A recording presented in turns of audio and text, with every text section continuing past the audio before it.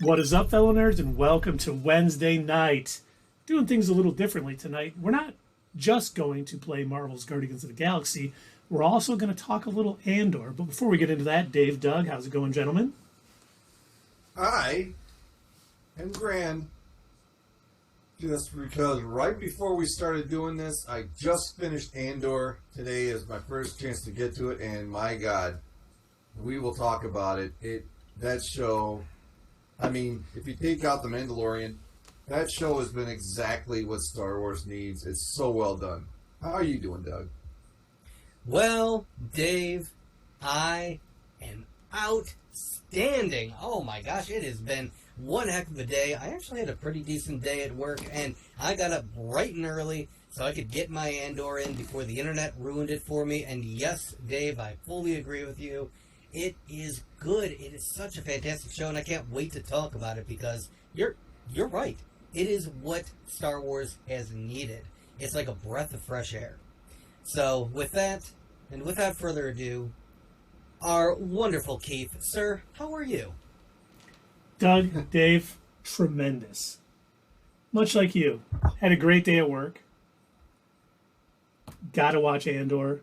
Loved it. You know, I think you always get worried, especially that premiere was so good, and I'm like, is this gonna fall off in quality? And not even a bit. But we'll get to that in a minute.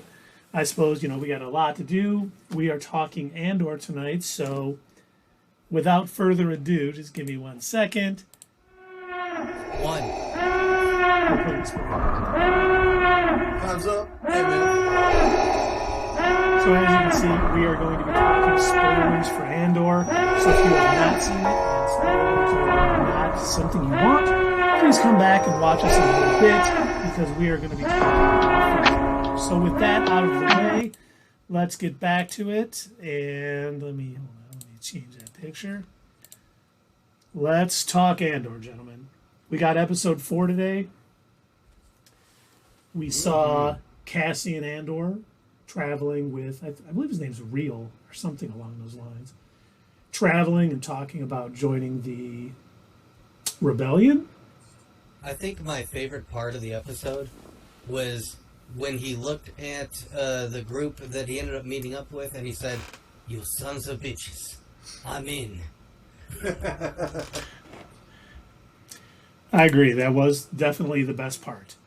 Actually, one of the things, there was a few things I really enjoyed about this episode. One, I think the writing is spectacular. The dialogue that these characters have just does not seem forced in any way. Nope. None of the characters really get along, which makes sense. They don't trust people outside of their groups, and it makes sense. Mon Mothma and Real talking about bringing another guy in. He's like, that's not a good idea. Putting our necks out more. You can't do it. And the group, bringing in Clem, and they're like, who's this guy? We don't know anything about him, and blah, blah, blah. And he doesn't trust them, per se. And it's just all of that just building up. But the one part early on, when Real tells Cassie, he goes, wouldn't you rather give it all at once for something real?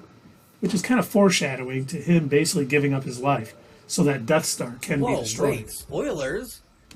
Oh, yeah. If you haven't seen Star Wars Episode 4, A New Hope, the Death Star gets blown up. Or Rogue One. Well, it doesn't get blown up in Rogue. Oh, I guess, yeah, you're right. Rogue One, because he dies.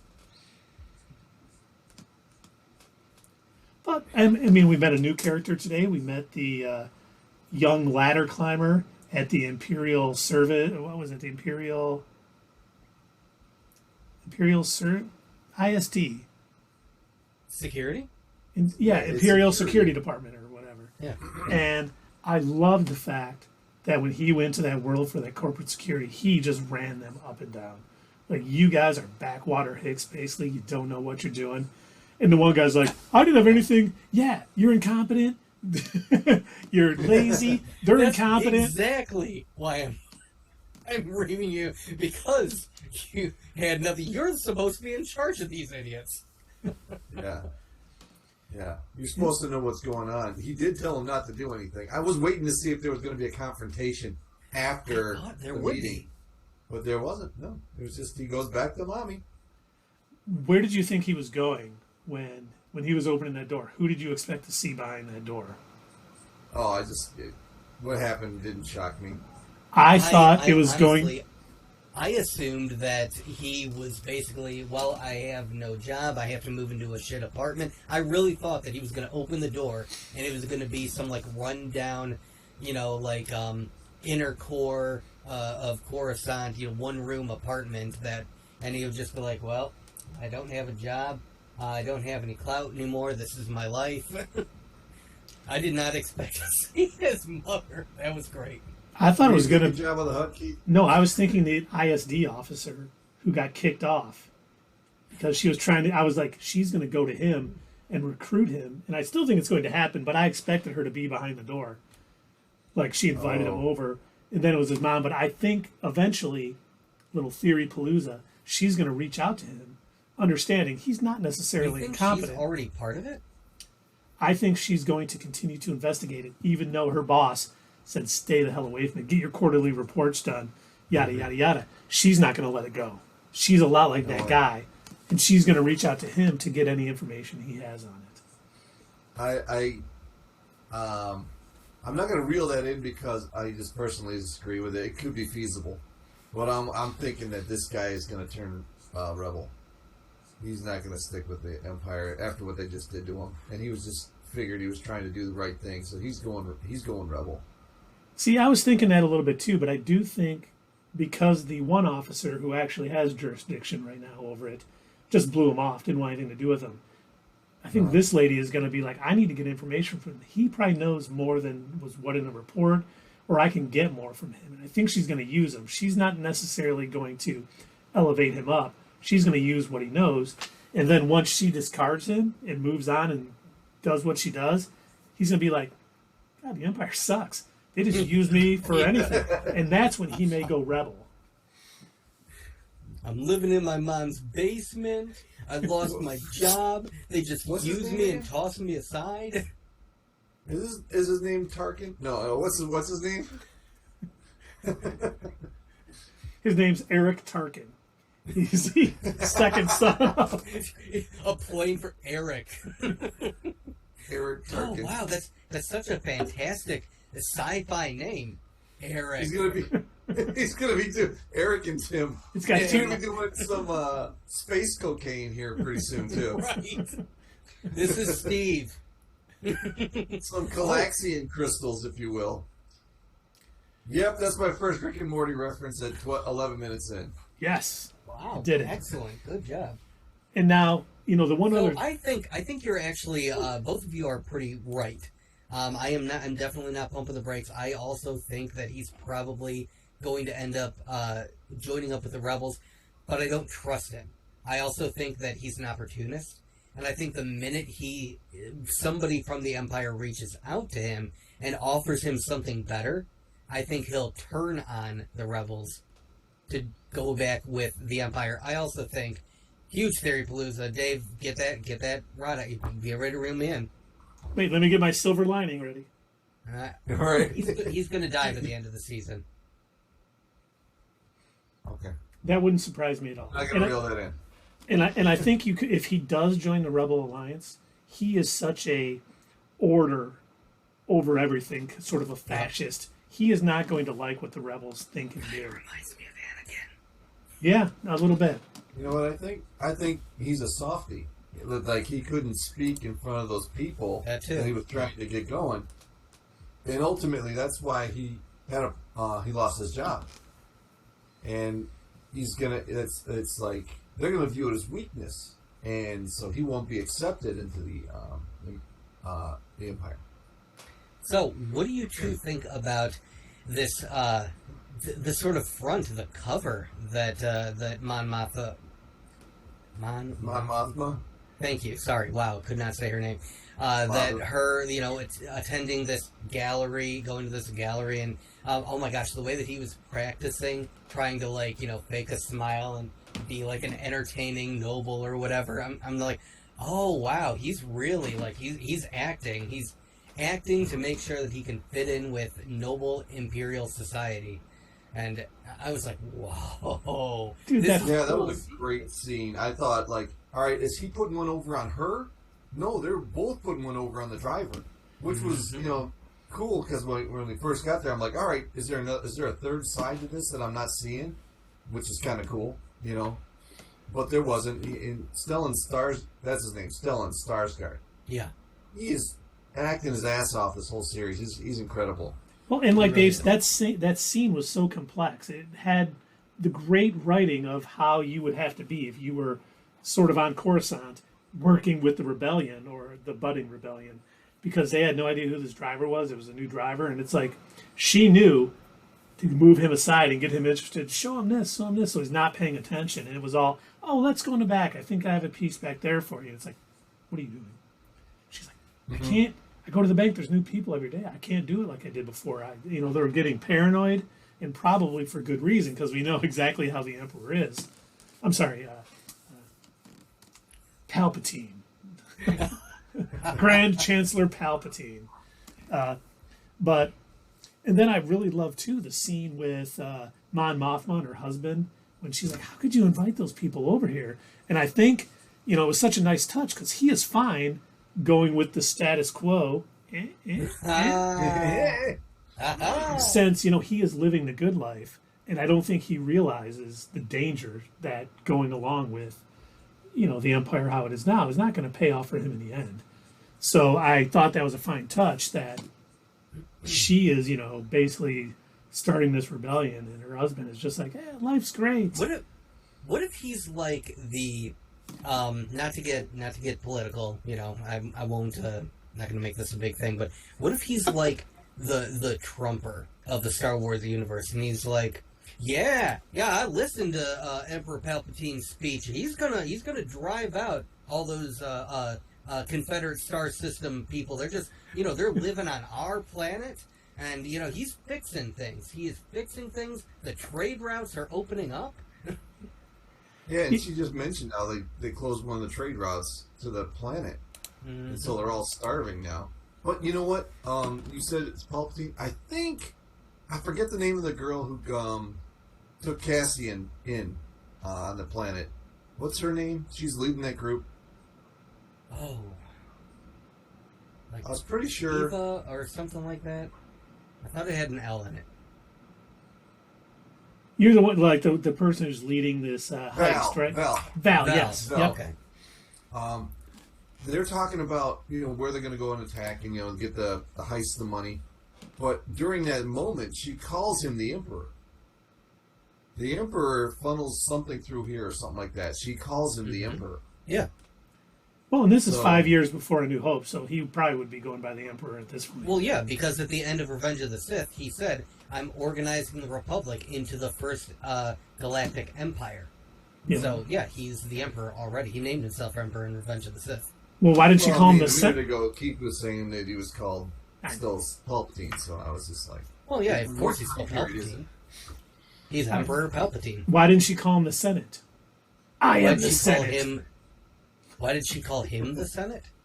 Because he's the Senate. Well, yeah. Or it's a good place to have, coney dogs. He kind of is. Ooh, it is a good place to have coney dogs. Wasn't it also by the time A New Hope rolls around, wasn't there like very few senators that were left because he had like ousted most of them? He disbanded. He disbanded the Senate in that scene with Vader and those generals. He said the Emperor. Tarkin tells him the Emperor disbanded the Senate. Mm-hmm. Yeah, that was the first scene with Tarkin. Yep. He walks and says, "Yep, the Emperor." They were like patting themselves on the back.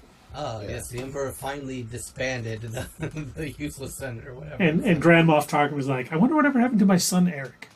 He's probably doing space cocaine. It's called spice, you guys.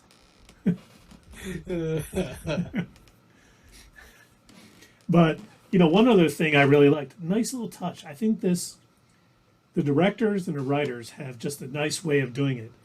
After the meeting, when they met with the main guy of the ISB, and he was like, listen, this is this and this is this, and listen, he got his quarterly reports done, and he's got 5 jurisdictions, you only have 2.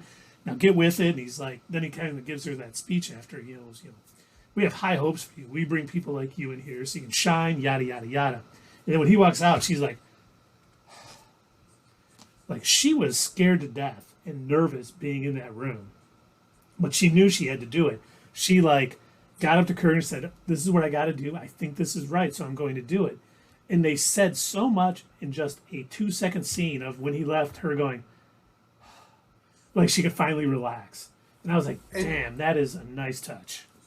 The best part was the dialogue, because he wasn't harsh.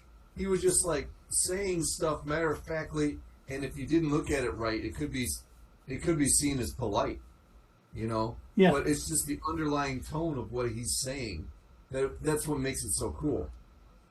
I love it when people can write dialogue. Some of the best directors and writers of TV will tell you one of the best things that you can do on a show or in a movie is to show something, don't tell, don't dialogue it to death. You can have good dialogue, but certain actions like the deep sigh that she had, the nervous look on her face, all of these portrayals that they had really sets the scene way better than her saying, I am nervous, I am sweating, I am upset at this situation, I hate sand. Thank God that is over. I was a bundle of nerves. I am relieved now. Right. Let us move on. But I'm looking forward. You know, it was so great when, Clem, we'll call him Clem since that's who he is for the next 3 days, was questioning. He's like, this plan is terrible. The TIE fighters are going to be on us in 9 minutes, or the TIE fighters are going to be on us instantly. 9 minutes. He goes, 9 minutes. It's going to be 9 minutes. He's like, we're going to get caught. And they're like, oh, there's this festival of the lights, or the one festival or whatever that does this in the sky, and it's going to be tough sailing, and we think we can use that to get out. And it was like, oh, okay. And he started like, okay, this plan is a little better than I thought it was. But the one part I was laughing at, I thought for sure if we would have done a Theory Palooza after last week, I would have thought for sure that Cassian was going to work with Real, and he was going to like mentor him into the rebellion. And no, he just drops him off on a planet. It's like, I'll give you $200,000 if you do it. And then he's off. Hey Keith, what does that sound like?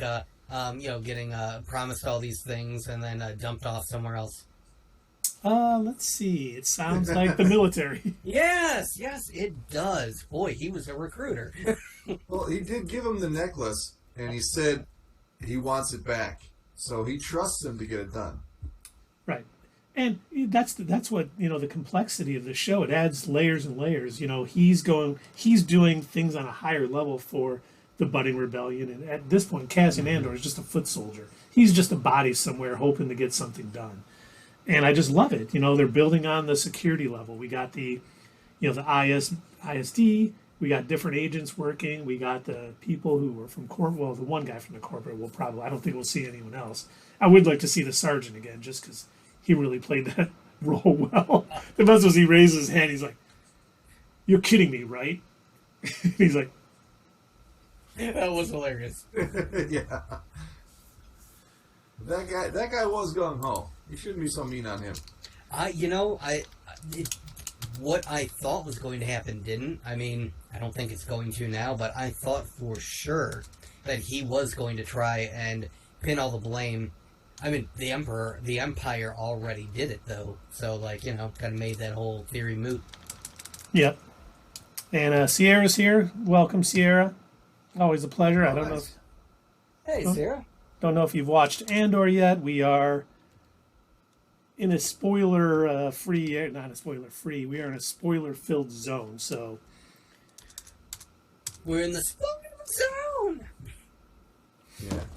We are not going to worry about spoiling anything. I'm on the highway to the spoiler zone. I don't I'm already know. there, man. Oh man, we got another charge from Twitch, man. We got to stop. You guys got to stop me from singing. Boy. Let me get the checkbook out. Twitch. But at least now it's only 50-50 instead of 70-30, so we don't owe as much. Thanks, Twitch.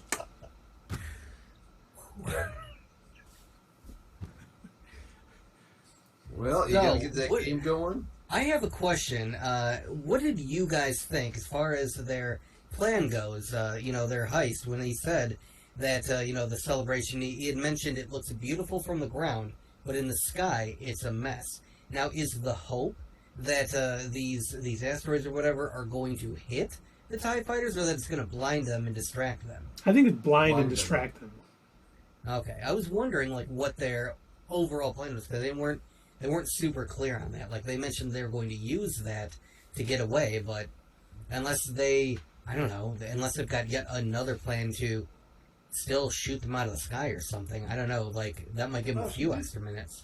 She did say that's our cover, and she said if we do it right, we will be out of here before they even know what happened. So I don't think she's planning for battle. I think it's a heist. Just get out of there before anybody sees you. But we know nothing ever goes according to plan. So something is going to go wrong. I don't think they're all going to make it, but obviously we know Cassian Andor does. And I think he may do something that, while they don't get the entire, paycheck or payday, payroll, yeah, they'll at least do something to sort of slow the Empire down. Because, he'd be a total Mary Sue if he was able to go in there and just have it all go according to plan. Things are going to go wrong, and he's going to end up saving somebody or helping. And I think that's what's going to more get him further and further into the rebellion, not because he pulled it off without a hitch, but because he was looking out for other people and ended up saving other lives. Now, it would be a really dickish twist that they could pull? Mephisto. They start the next episode with the heist already complete, and they sit around talking about it. Well, the next episode's supposed to be 10 years down the road, right? No, I think wherever that information came from was not right. Yeah. They would have to have done this next episode, and then you would 10 years down the road. So that would be after. I think Dave was just joking, because it was supposed to be a year. The what? No, I said 10 years. I didn't say. No, but 10 years down the road would be past A New Hope. Oh, I thought you said 80. That's funny. No, 10 would still be too long, though. That's what she said. Jesus Christ. I quit. Obviously, she doesn't like 10 years after Andor, so... It's a long time to wait. It is. And so much had happened. Death Star's blowing up, Han and Carbonite, all that fun stuff. All that fun stuff. This is Luke Skywalker guy going all around the galaxy. Boba Fett shit out the other side of the planet, Yeah, that's all happened too. But I'm looking forward to the next episode. I hope they, if they do that and don't show the heist, and just have like this 10-minute scene uncut of them just like talking about the heist and everything that happened, it better be good. Because I was talking to Dave before you joined the Zoom, Doug. I was like watching this episode, and I'm like, this is going to be a 2-hour episode, because I thought for sure we were seeing the heist today. And they kept like cutting and then going to something else and then coming back and then going to something else. And then when they're like, okay, this is what we're going to do, I'm like, okay, we're going to get the heist. And then the 10 minutes of credits roll. As once again, I watched it all to make sure there wasn't a post-credit scene. You did it again. When are you going to learn? I'm not. I'm too afraid I'm going to miss something. I just leave it on and I like look at my phone and just kind of making sure. And then with Disney Plus, fast forward through it. That's too easy. That's too smart. That's too logical. If it shows a person, then I stop it.